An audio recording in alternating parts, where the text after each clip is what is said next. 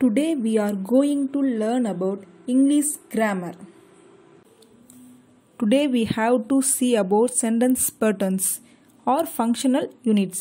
The sentence pattern is also called a functional units. A sentence is a combination of words which are meaningfully arranged to express a complete thought or an idea, and one of them must be a verb. இப்போ நம்ம ஒரு sentence வந்து make பண்ணுறோம் அப்படின்னா என்ன பண்ணுவோம், first number of words arrange பண்ணி ஒரு சென்டென்ஸ் வந்து நம்ம என்ன பண்ணுவோம், க்ரியேட் பண்ணுறோம் இல்லையா. அந்த சென்டென்ஸ் எப்படி இருக்கணும், ஒரு மீனிங்ஃபுல்லாக இருக்கணும். ஏதோ வேர்ட்ஸ் அரேஞ்ச் பண்ணி சென்டென்ஸ் நம்ம என்ன பண்ண முடியாது, மேக் பண்ண முடியாது. அந்த சென்டென்ஸில் வந்து கம்பல்சரி என்ன இருக்கணும், வேர்புங்கிறது கண்டிப்பாக இருக்கணும். அதான் the most essential part of the sentence is the verb. அந்த சென்டென்ஸில் வேர்புன்றது நமக்கு என்ன கிடைக்கும், அந்த சென்டென்ஸ் வந்து என்ன மீனிங் நம்ம சொல்லுதுங்கிறது நம்மளால் ஐடென்டிஃபை பண்ணிக்க முடியும். ஓகேவா. இப்போ ஃபங்க்ஷனல் யூனிட்ஸ் பற்றி பார்ப்போம். Subject, verb, object, complement and adjunct, இதெல்லாம் என்னன்னு சொல்கிறோம், ஃபங்க்ஷனல் யூனிட்ஸ். ஓகேவா. இப்போ இதில் சப்ஜெக்டையும் வேர்பையும் வச்சு ஒரு சென்டென்ஸ் வந்து பார்க்கலாம். ஓகேவா. ராஜா ஸ்பீக்ஸ், இங்கே ராஜாங்கிறது ஒரு பர்சனோட நேம். அப்போ அங்கே இதுதான் அது சப்ஜெக்ட். ஸ்பீக்ஸ் இதுதான் வேர்ப். ஸ்பீக் வேர்புங்கிறது இந்த சென்டென்ஸ் வந்து அந்த சென்டென்ஸில் என்ன செயல் நடக்குதோ அதுதான் நம்ம என்னன்னு சொல்கிறோம், வேர்புன்னு சொல்கிறோம். அப்போ ஸ்பீக்ங்கிறது தான் செயல். அப்போ ராஜா ஸ்பீக்ஸ். ஓகேவா. அப்போ ஸ்பீக்ங்கிறது verb. Next one, birds fly, பறவைகள் பறக்கின்றன அப்படின்னு சொல்கிறாங்க. பேர்ட்ஸுங்கிறது இங்கே சப்ஜெக்ட். என்ன பண்ணுது பறவை, ஃப்ளை, பறத்தல். இந்த ஃப்ளைங்கிறது இங்கே என்னது, செயல். அப்போ இப்போ இதுதான் அது வேர்ப். ஃப்ளைங்கிறது தான் வேர்ப். அதான் பேர்ட்ஸ் ஃப்ளை. ஓகேவா. நெக்ஸ்ட்டு சப்ஜெக்ட், வேர்ப் அண்ட் அட்ஜெண்டை வச்சு ஒரு 2 சென்டென்ஸ் வந்து பார்க்கலாம். Birds fly in the sky, பறவைகள் வானத்தில் பறக்கின்றன. இங்கே பேர்ட்ஸ் தான் சப்ஜெக்ட், ஃப்ளைங்கிறது அது வேர்ப், அட்ஜெண்ட் இந்த ஸ்கை தான் அட்ஜெண்ட். அதாவது அட்ஜெண்ட்டுங்கிறது ஒரு சென்டென்ஸ்க்கு வந்து அடிஷ்னலான இன்ஃபர்மேஷனை தரது தான் நான் சொல்கிறோம், அட்ஜெண்ட்னு சொல்கிறோம். ஓகேவா. அந்த அட்ஜெண்ட் வந்து ஹவு, வென், வேர் இந்த 3 கொஷினுக்கு வந்து ஆன்சராக வரக்கூடியது தான் அட்ஜெண்ட். ஓகேவா. அப்போ இந்த ஸ்கை, வேர் எங்கே பறக்குது, இந்த ஸ்கை. அப்போ அங்கே வேறுங்கிற கொஷினுக்கு ஆன்சராக வருது இல்லையா. ஸோ இங்கே இதுதான் அது அட்ஜெண்ட். ஓகேவா. நெக்ஸ்ட், ஷி வெண்ட் அவுட், அவள் வெளியில் சென்றாள். இங்கே ஷீங்கிறது தான் சப்ஜெக்ட், வெண்ட் சென்றாள். அப்போ அதான் செயல். அப்போ இது வேர்ப். அவுட் வேர் எங்கே போனா, அவுட் வெளியில் போனா. அப்போ இங்கே இதுதான் அது அட்ஜெண்ட்.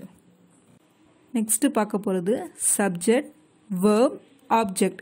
இதை வச்சு ஒரு 2 சென்டென்ஸை பார்க்கலாம். ஓகேவா. தேவி ஈட்ஸ் ஏ பிரெட், தேவி என்ன பண்ணுறா, பிரெட் சாப்பிட்றாள் அப்படின்னு சொல்கிறாங்க. இப்போ இங்கே தேவிங்கிறது ஒரு பர்சனை குறிக்குது. அப்போ அது என்ன சொல்லுவோம், சப்ஜெக்ட். ஈட் என்ன வேலை செய்கிறாங்க, என்ன செயல் நடக்குது, ஈட் சாப்பிட்றா. அப்போ அது வேர்ப். என்ன சாப்பிட்றா. இப்போ ஆப்ஜெக்ட்டுங்கிறது என்ன பண்ண, ஆப்ஜெக்ட் அப்படின்னா வாட்டுங்கிற கொஷினுக்கு ஆன்சராக வரதான் ஆப்ஜெக்டாக இருக்கும் அப்படிங்கிறாங்க. வாட் என்ன சாப்பிட்றா, ஏ பிரெட், ஏ ஃபுட்டு, ஏ ஃப்ரூட்ஸ் எது வேணா இருக்கலாம். அப்போ அந்த வாட்டுங்கிற கொஷினுக்கு ஆன்சராக வரதான்னு சொல்லுவாங்க ஆப்ஜெக்ட். ஓகேவா. நெக்ஸ்ட்டு, பாய்ஸ் ரைட் ஏ டெஸ்ட், பாய்ஸுங்கிறது இங்கே என்னன்னு சொல்லுவோம், சப்ஜெக்ட். என்ன பண்ணுறாங்க, ரைட் பண்ணுறாங்க. ஓகேவா. அப்போ அந்த ரைட்டுங்கிறது தான் இங்கே செயல். அப்போ அதான் அது வேர்ப். என்ன எழுதுறாங்க, வாட், ஏ டெஸ்ட். அப்போ அது என்னன்னு சொல்லுவோம், ஆப்ஜெக்ட். ஓகேவா. Okay. Next one, subject, verb and complement. இதை வச்சு ஒரு 2 சென்டென்ஸை பார்க்கலாம். ஷீ இஸ் எ டீச்சர், அவள் ஒரு ஆசிரியர் அப்படின்னு சொல்கிறாங்க. ஷீ அப்போ இங்கே தான் அது சப்ஜெக்ட், இஸ் எ டீச்சர். ஈஸுங்கிறது என்னது, ஒரு வேர்பு தான் அது. ஈஸுங்கிறது அது ஒரு ஆக்சிலரி வேர்பு அப்படின்னு சொல்கிறாங்க. ஓகேவா. ஏ டீச்சர், என்னவா இருக்க, டீச்சராக இருக்கிறாள். அப்போ அந்த சென்டென்ஸ் ஷீ ஈஸ் அப்படின்னு சப்ஜெக்ட் வேர்போட நம்ம சென்டென்ஸை விட்டுட்டோம் அப்படின்னா என்ன கொடுக்காது, ஒரு மீனிங்ஃபுல்லாக இருக்காது. அந்த சென்டென்ஸில் காம்ப்ளிமெண்ட் வந்தால் மட்டும்தான் சென்டென்ஸ்னால் ஒரு கம்ப்ளீட் சென்டென்ஸாக இருக்கும், மீனிங்ஃபுல்லாக இருக்கும். ஸோ அந்த காம்ப்ளிமெண்ட்க்கு வந்து சென்டென்ஸில் ரொம்ப இம்பார்ட்டன்ட் சொல்கிறாங்க. ஹீ பிகம் ஆங்க்ரி, அவன் என்னவா இருக்கிறான், அவன் வந்து கோபமாக இருக்கிறான் அப்படின்னு சொல்கிறாங்க. அப்போ இங்கே ஹீங்கிறது தான் சப்ஜெக்ட், பிகம் வேர்ப், ஆங்க்ரி என்ன கோபமாக இருக்கிறான். அந்த அதான் காம்ப்ளிமெண்ட் அப்படின்னு சொல்கிறாங்க. ஓகேவா? இது ஒரு 4 டைப் பார்த்துட்டோம். இல்லை இன்னும் subject, verb, indirect object, direct object வச்சுலாம் இன்னும் நிறைய சென்டென்ஸ் எல்லாம் இருக்கும். அதெல்லாம் நம்ம அடுத்தடுத்த கிளாஸில் பார்ப்போம். இப்போ இதுதான் சென்டென்ஸோட ஸ்ட்ரக்சர், சென்டென்ஸ் பேட்டர்ன். இப்படி தான் சென்டென்ஸ் இருக்கும் அப்படிங்கிறதுக்கு ஒரு 4 எக்ஸாம்பிள் பார்த்துட்டோம். ஓகேவா? நெக்ஸ்ட்டு பார்க்கும்போது டைப் ஆஃப் சென்டென்ஸ்.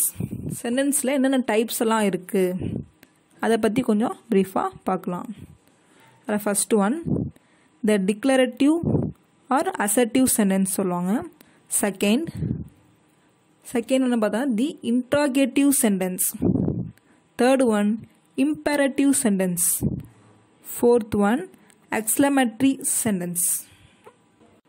இப்போ 4 டைப் ஆஃப் சென்டென்ஸ் பற்றி பார்த்தோம். அதில் ஃபஸ்ட்டு ஒன்று என்ன பார்த்தோம்?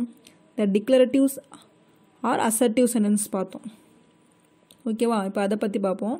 A declarative sentence makes a statement. A statement can be a positive or negative. The statement end with a full stop. அதெல்லாம் சொல்கிறாங்க. டிக்ளரேட்டிவ் சென்டென்ஸ் வந்துட்டு ஒரு ஸ்டேட்மெண்ட், சாதாரணமாக ஒரு ஸ்டேட்மெண்ட்டை பற்றி சொல்கிறாங்க. டிக்ளரேட்டிவ் சென்டென்ஸ் சொல்கிறாங்க. இது என்னவாக இருக்கலாம்? பாசிட்டிவாகவும் இருக்கலாம், நெகட்டிவாகவும் இருக்கலாம். பட் அந்த ஸ்டேட்மெண்ட் முடிகிறப்ப கண்டிப்பாக இதோடு தான் முடியும், ஃபுல் ஸ்டாப்போடு தான் முடியும். அதுதான் நான் சொல்கிறோம் டிக்ளரேட்டிவ் சென்டென்ஸ். இதை அசர்ட்டிவ் சென்டென்ஸ்னு சொல்லுவாங்க.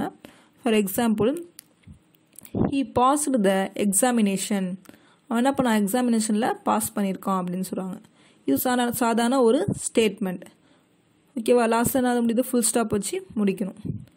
நெக்ஸ்ட்டு தி little baby smiled. Little baby என்ன பண்ணுது? ஸ்மைல் பண்ணுது அப்படின்னு சாதாரணமாக ஒரு சொல்கிறோம். அப்போ அது ஒரு ஸ்டேட்மெண்ட் தான். ஸோ அதுவும் ஃபுல் ஸ்டாப்போட கம்ப்ளீட் பண்ணும். நெக்ஸ்ட்டு பார்க்க போகிறது the interrogative sentence. And interrogative sentence ask a question. அதாவது இன்ட்ராகேட்டிவ் சென்டென்ஸ் என்ன பண்ணும்? கொஷின் வந்து கேட்குற மாதிரி உள்ள சென்டென்ஸ் வரதான் நான் சொல்கிறோம் interrogative sentence. The statements end with a question mark. இந்த ஸ்டேட்மெண்ட் வந்து கண்டிப்பாக என்ன பண்ணுவோம்? முடிகிறப்ப ஒரு கொஷின் மார்க்கோடு தான் கம்ப்ளீட் ஆகும் அப்படின்னு சொல்கிறாங்க. நம்ம எந்த ஒரு கொஷினை கேட்கறதா நம்ம என்ன பண்ணுவோம்? யார்கிட்ட ஒரு விஷயத்தை பற்றி நம்ம கேட்குறோம், நமக்கு டவுட்டை கேட்குறோம், தெரிஞ்சுக்கிறதுக்காக கேட்குறோம், என்ன பண்ணுவோம்? ஸோ கொஷின் தான் கேட்க முடியும். நம்மளை கொஷின் கேட்டால் நமக்கு என்ன கிடைக்கும்? ஆன்சர் கிடைக்கும். ஓகேவா? For example, why did he go out? ஏன் அவன் வெளியில் போனான் அப்படின்னு கேட்கலாம்.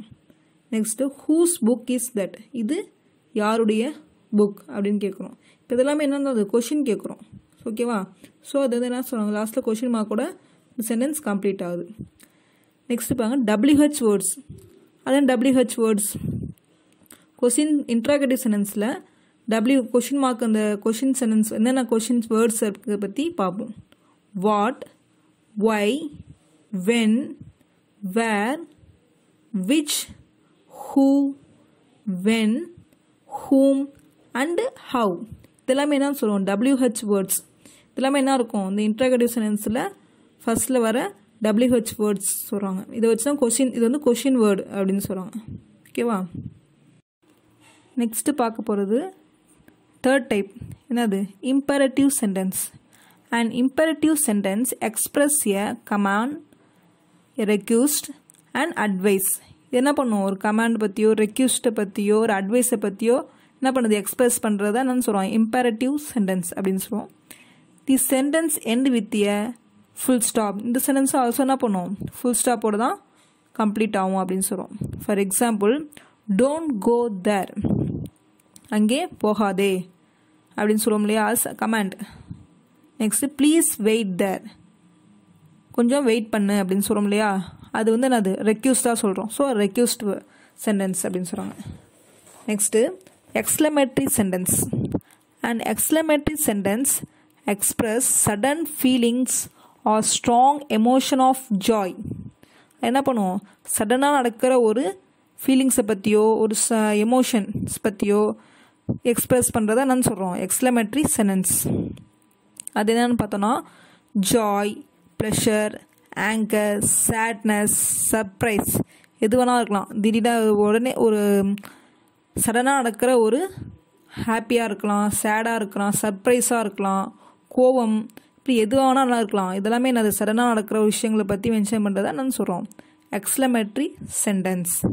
It's end with an exclamatory mark. இதுக்கு என்ன அந்த சென்டென்ஸ் வந்து எண்ட் ஆகிறப்ப என்ன இருக்கும், எக்ஸ்க்ளமேட்டரி சிம்பிள்ஸ் வந்து மென்ஷன் ஆகிருக்கும் அப்படின்னு சொல்கிறாங்க.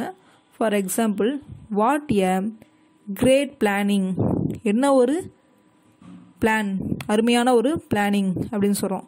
இப்போ என்னன்னு சொல்லலாம், ஒரு மிஸ் வந்து நான் கிளாஸில் வந்து நம்மளுக்கு ஒரு ப்ராஜெக்ட் கொடுக்குறாங்க. ஸோ அந்த மிஸ்ஸு கொடுத்த ப்ராஜெக்ட் வந்து ரொம்ப கிரேட்டாக அவன் சொன்னதை விட நல்லா ஒரு கிரேட்டாக பண்ணிட்டு வந்திருக்க ஸ்டூடெண்ட்ஸ் பண்ணிட்டு வந்திருக்காங்க அப்படின்னா என்ன சொல்லுவாங்க miss, what a great planning அப்படின்னு சொல்லி சொல்லுவாங்க ஆச்சரியமாக. அப்போ அது என்னன்னு சொல்லலாம், அது வந்து ஒரு ஆச்சரியமான வேர்டு அப்படின்னு சொல்லுவாங்க.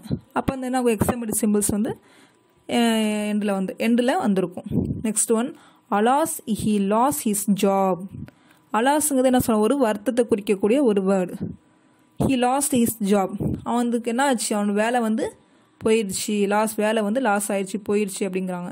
அப்போது வருத்தத்தை குறிக்கிறது அலாஸ் அப்படின்னு சொல்லுவாங்க. அப்போ இதுவும் நான் சொல்கிறாங்க, இது எக்ஸ்க்ளமேட்டரி சென்டென்ஸ். ஓகே.